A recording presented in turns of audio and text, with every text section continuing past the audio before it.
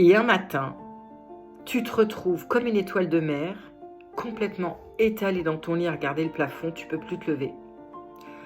Tu n'as plus envie de rien faire. Il n'y a plus rien qui ne te donne envie. Il n'y a plus rien qui te fait plaisir. Tu regardes le plafond, tu es comme une étoile de mer, sauf que tu n'as plus d'eau. C'est comme si tu étais complètement desséché. Tu sais, tu es comme on dit quand on a échoué là sur la mer, sur la plage et on est voilà en train voilà. Le burn-out c'est ça.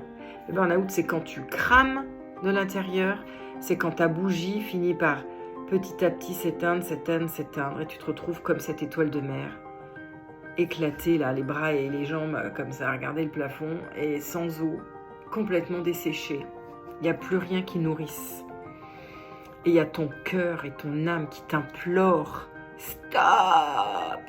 Le souci, c'est que quand on est en burn-out, on n'a rien vu venir. C'est comme une glissade infernale. Tu peux rien arrêter, tu peux rien contrôler. Et quand tu arrives, c'est déjà trop tard. Quand tu es éclaté, là, comme en étoile de mer, éclaté, c'est trop tard.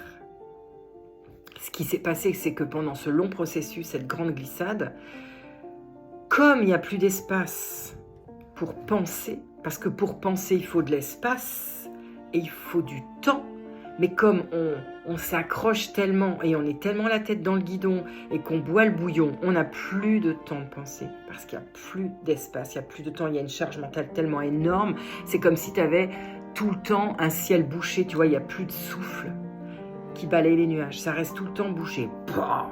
Il n'y a plus de soleil, il n'y a plus rien qui rentre. Il faudrait un grand coup de vent là, mais non, il n'y a plus rien, il n'y a plus rien. Quand on arrive là, dis-toi qu'il y a toujours des solutions. Mais par contre, il faut se faire accompagner. On ne s'en sort pas tout seul. On s'accroche, on tient le coup, on prend sur soi et on se dit je vais y arriver. C'est pas possible, je peux pas m'arrêter. On a besoin de moi, on attend de moi ci, on attend de moi ça. Et puis vis-à-vis de toi, t'as pas envie de lâcher le bateau, t'as pas envie de lâcher le gouvernail. C'est ça qui est terrible en fait, c'est parce que justement tu es quelqu'un de très engagé, justement tu as des valeurs hautes par rapport à ton travail, de conscience, d'estime, que justement tu lâches rien. Et que quand tu arrives éclaté comme ça, c'est trop tard. Prends un accompagnement, prends un coach, va voir un thérapeute. Mais sors de là, parce que quand tu es dans cette ornière, crois-moi qu'il y a déjà des séquelles qui vont être installées pendant un certain temps, notamment au niveau cognitif, au niveau de la fatigue chronique, au niveau de la confiance en toi, de l'estime de toi. Donc il est temps, stop, va voir quelqu'un. Ne reste pas dedans. Vraiment, sors de cette glissade infernale qui fait que tu es échoué comme ça. Fais-toi aider. C'est arrivé au meilleur. Moi, par exemple.